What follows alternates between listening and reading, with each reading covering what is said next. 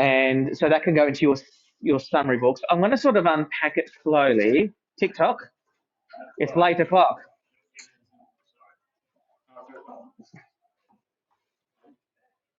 Yes.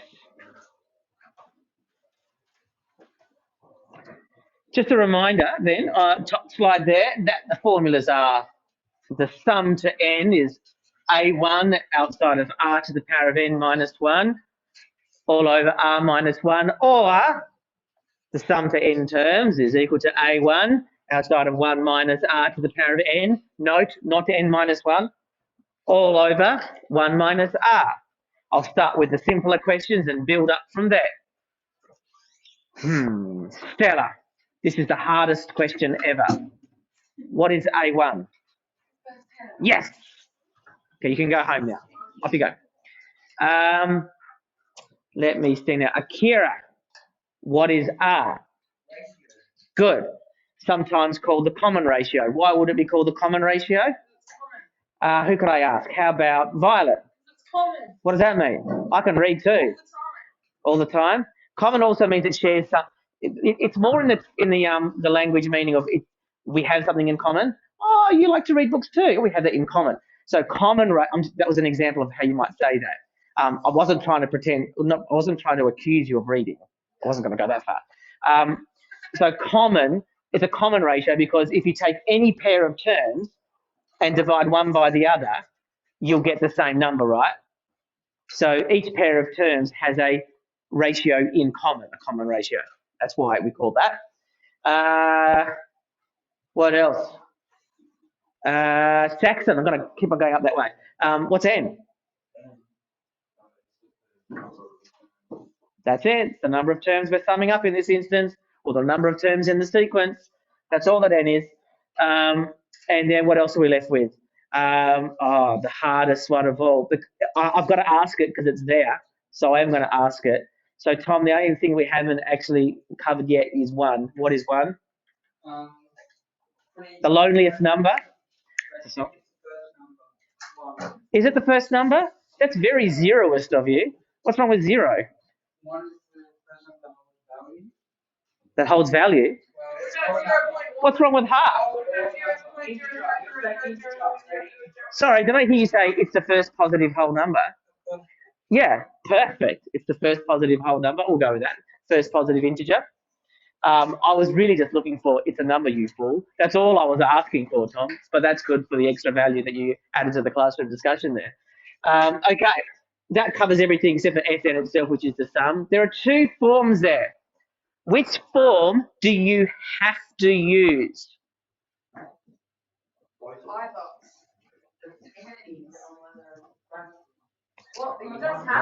Otto.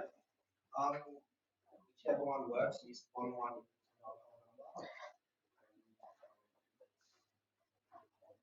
Incorrect. I'm deeply disappointed in you. Lot like -4. Maddie, what do you think?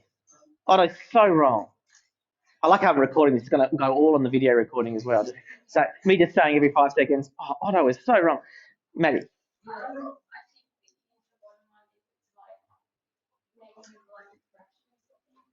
Like negative, like a fraction, or something. You've got 3 options there.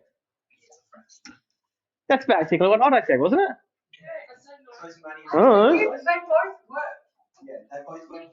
I'm trying to avoid asking Violet because she keeps on yelling out instead of putting her hand up. That's true, potentially. Violet, you put your hand up, thank you. They both work. Because I said, which one do you have to use? And the answer is neither. You can use or either. Either of them will work. Maddie, what you said a second ago is true in that using one or the other may give you a negative over a negative when the answer will ends up being. By the way, the sum doesn't have to be positive, by the way. A lot of the time it is because you're adding up that way. But like if I added -1 to -3, I get -4, right? Well, that's a sum with a negative result. So I don't want to make you think that you'd never get a negative number ever. But the point is that the top one, so this formula here, this one is most useful or efficient when R is not a fraction, which is what Otto and Maddie were saying. Okay, it's not that you have to use it. That's why I asked the tricky question the way I did. Don't have to use it particularly, but you tend to use it when R is not a fraction. And that's my shorthand way of saying bigger than 1 or less than -1. I know that 10 over 7 is a fraction, but it's also bigger than 1. You'd use this format here. Okay. When R is a proper fraction, so like a third or negative a third or something, then you'd use the bottom one. Hamish. Will both the formulas be on the test sheet? Yes. All the formulas will be on the test sheet that I can think of. I'm pretty sure. Yeah. And you'll have access to your calculator, but that's by the by. Violet, thank you for putting your hand up. Yeah. Do you still use the top one? Yes. Yeah. So when I say fraction, I knew I was being a bit casual with my definition there. So 1 1/3 or 4/3, you would use the top one still. So the full answer, and then I'll move on, I think, so otherwise getting bogged down in detail, is that if R is bigger than 1, or if R is less than -1, use the top version.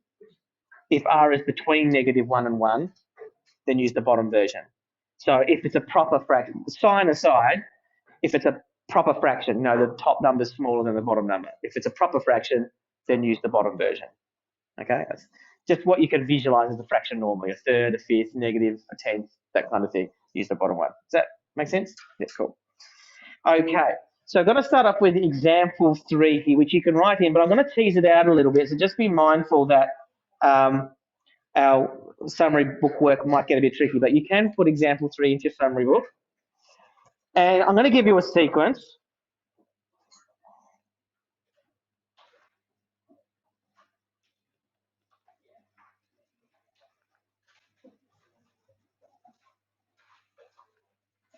So it starts off at 11, then goes to -22, then goes to 44, and then goes to 704, up to 704. And the question we're asked is, what is the sum?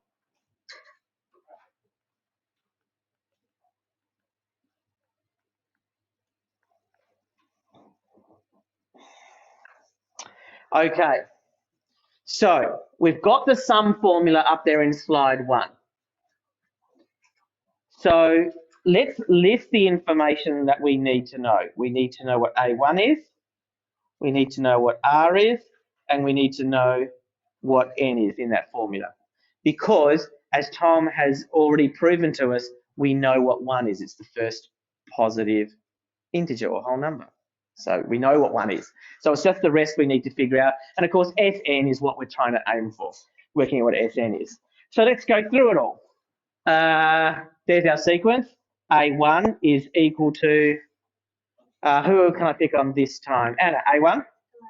11. R is equal to, we haven't been told what R is. So we've got a roadblock here. But can you see how I'm just sort of methodically going through it all? I've got a formula. I've got things I need to work out in the formula. And now I'm trying to work out the things that I need to put into the formula. A1 was easy enough because I've been given that. But now we've got R to work out. I don't think it's too hard to work out. How would we work it out? Not what's the answer. How would we work it out? Hannah, can I pick on you? Feel free to say, I don't know.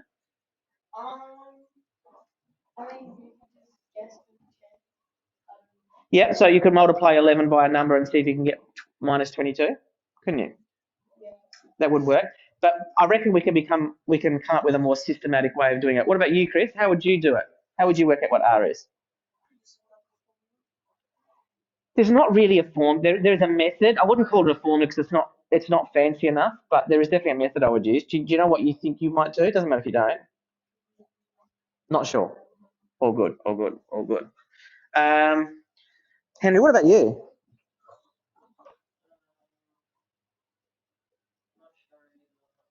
Okay, this is good. I'm really pleased. Can you see that you're in good company? You've got a few people here who aren't quite sure how they go about doing it, which is really good news because it means that that's a good learnable moment. Charlie, what about you? Yes, good. Basically, any two terms that will work, right? Because it's a common ratio. So I can go minus 22 divided by 11, and that will give me minus 2. Does that make sense to everybody? A2 and A1 are probably the best to choose because the numbers are usually the smallest, but it doesn't matter which pair you use, as long as they're next to each other. Have a look at 44 and 22. 44 divided by negative 22 is negative 2. So that's another one that we could have used. So again, if you're not too sure, let me know if it doesn't make sense now. But to work out R, we choose a pair of values and we divide the one furthest along by the one before it. So A2 divided by A1, A3 divided by A2. If you had them, A10 divided by A9, etc. N. We don't have N. So we're kind of stuck a bit because without N, we've got nowhere to go. Oops. So we need to have some way of figuring it out. So what a mathematician does is they sort of just look at what they've got available. I don't go, well, 11 minus 22, 44.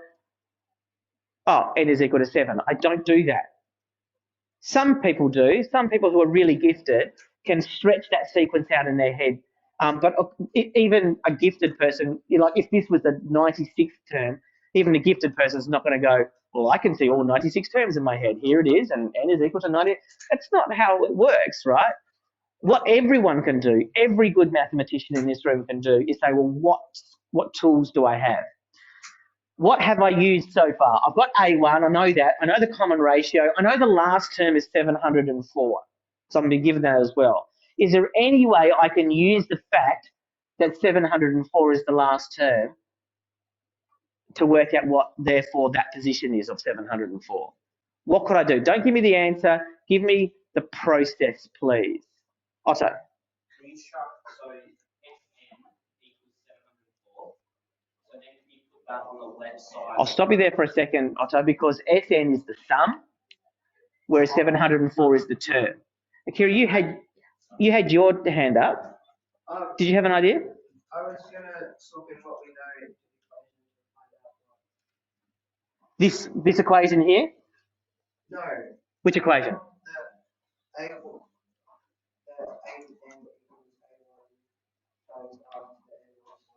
Really, it's the only other thing we know, isn't it? You're exactly right. We know what the nth term looks like. You called it the equation. We've been calling it the formula for the term. The appropriate language is the general term.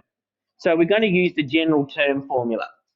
Well done, Kira. That's the right approach. Because in the general form, we have to know the first term and the common ratio, and we have those. So the general form is an is equal to a1 multiplied by r to the power of n minus 1. We know what an is, 704. We know what a1 is, it's 11. And we know that r is negative 2. Notice I put it in brackets because remember, minus 2 to the power of 6 is not the same as, is not the same as minus 2 to the power of 6. You need to put the brackets in to say you're raising a negative number to a power.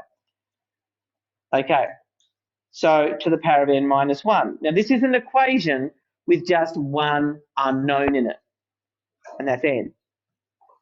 Bonus, that's what we're looking for. What's our next step, do you think? Someone can put their hand up and tell me what you would do next. If you were trying to solve for n, what would you do next as your next step? I don't need a number, just a process, what you think you would do. Don't care if you get it wrong, just have a crack at it. Charlie. Take the 11 off, great. How do we take the 11 off? Maddie? Good, so opposite operation stuff. I love the fact that you said take the 11 off and not put the 11 away to the other side or anything like that. Dividing by 11 will get rid of the 11. That will leave me with negative 2 to the power of n minus 1. Oops, that's dodge. When I divide 704 by 11, so I'm doing the same thing on the other side, I get, just doing my brain calculator, Over the 7, 64. I didn't use my brain calculator at all. I'd just done it before. So 704 divided by 11 is a calculator operation, gets you 64. Now, at this point, we need to work out what negative 2 to the power of will give me 64. Okay? What kind of number will that power be? Oh, this is going to be really hard. I'm fishing for something specific. And it's going to be hard for me to tell you, to get you to tease it out. I wonder if you can just get it. Because of the way this is written, it's a negative number raised to a power equaling 64. So therefore, that power must be what kind of number, Otto? Thank you. Yeah, that was a fishing expedition. Didn't know how else to lead you to that. So you got that. Remember that when you raise a negative number to an even power, the result is positive. Okay, the result is positive. So n minus 1 has to be an even number. So if I figure it out and I get n minus 1 equaling 5, I know I've stuffed up. That's all. It's in the back of your head. Okay, it's got to be even. Let's see now. You could use your calculator. Minus 2 to the power of, what do you think it might be? Someone says 5 or 7, I'll get cross. Could be 2, could be 4, could be 6, could be 8. So you could just guess, right? You could just go minus 2 to the power of 8 on your calculator, and then you'd be done.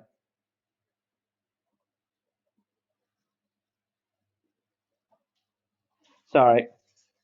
I saw Hamish put the right number of fingers in the air, but you could just do it like this: 2, 4, 8, 16. So I'm just doubling, right, in my hand. 32, 64. So you could just do it. That's not really a guess and check, just a systematic getting up to the right power. So, but if it was like 3 to the power or something like that, you could just use your calculator and just guess and then go higher or lower based upon your guess. So from this, we can work out that n minus 1 is equal to 6, right? Not n minus 1. So n equals 7. That's what we're looking for. We've now got all of the information we need. We've got A1, we've got R, we've got N. We've got everything we need. Now we can use the formula for the sum, which I'm going to have to go to the next slide for. So I'll just wait a moment for you to write that down. Seriously, once you've practiced it, it just takes a little time to do that. We've spent quite a bit of time just doing it because we're unpacking it at the same time. It's not really anywhere near as tedious as I'm making it out to be.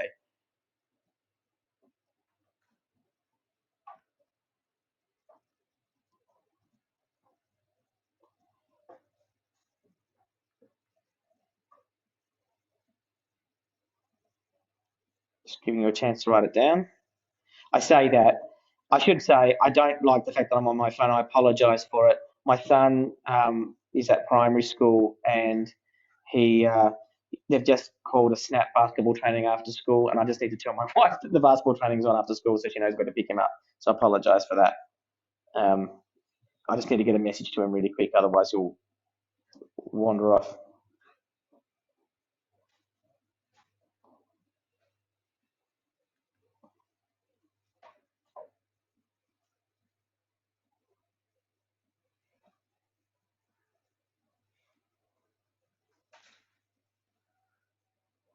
Sorry about that. Okay, anyone got any questions before I move to the next screen? Okay, before I move to the next screen, I just love how my personal life is now part of that video recording as well. It's really good, isn't it? It's so professional. We've got two versions there. We've got SN equals at the top there, and underneath we've got the second version. Which one are we going to use for maximum efficiency? Top one or bottom one? Charlie, I think you're onto your seventh sandwich now. That's what it feels like. Every time I look at you, you've got a whole new half sandwich there. Saxon, top one it is. R is, it's negative, but it's not a fraction, right? So we use the top one. Well done, Saxon. So here we go. Sn is equal to A1, aka 11, r, aka minus 2 to the power of n, aka 7, minus 1 all over r minus 1.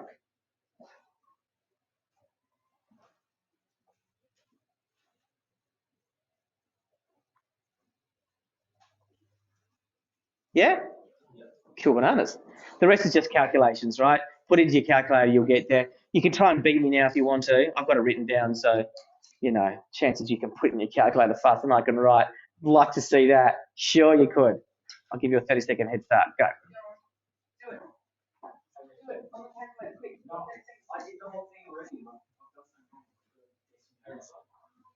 It is a whole number answer. You'd expect it, wouldn't you? If you want, I won't wait for you though. We're nearly at the end anyway. That's harsh. Because it shows that you were thinking about it, about him falling up the stairs. Okay. Did you get who's got an answer? Tom's got an answer. No. Anna's got an answer. Yep. She's got it. I reckon there's a bracket missing there somewhere. Yep. Importantly, you should put it in exactly how I've got it there with the brackets around the minus 2. Remember, if you don't put brackets around the minus 2, on your calculator, if you go minus 2 to the power of 7, it might give, oh, it actually won't in this instance, but that's just a coincidence. It might not give you the right answer. So just be mindful of that. Brackets round negative numbers when you're raising them to powers. So what you should have got, I'm just going to do a middle step here so you can see it. That whole bit in the brackets ends up being negative 129, and over minus 2 minus 1 is minus 3. Yeah.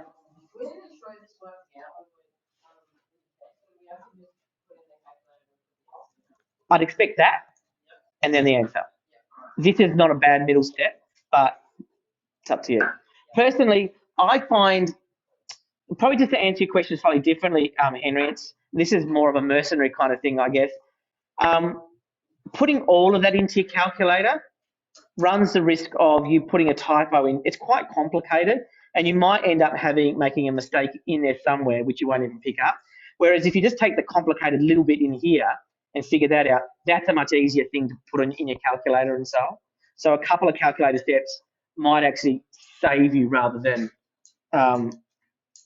you know, it might take you extra 30 seconds, but if that extra 30 seconds gets you the right answer, it's probably worth doing, right?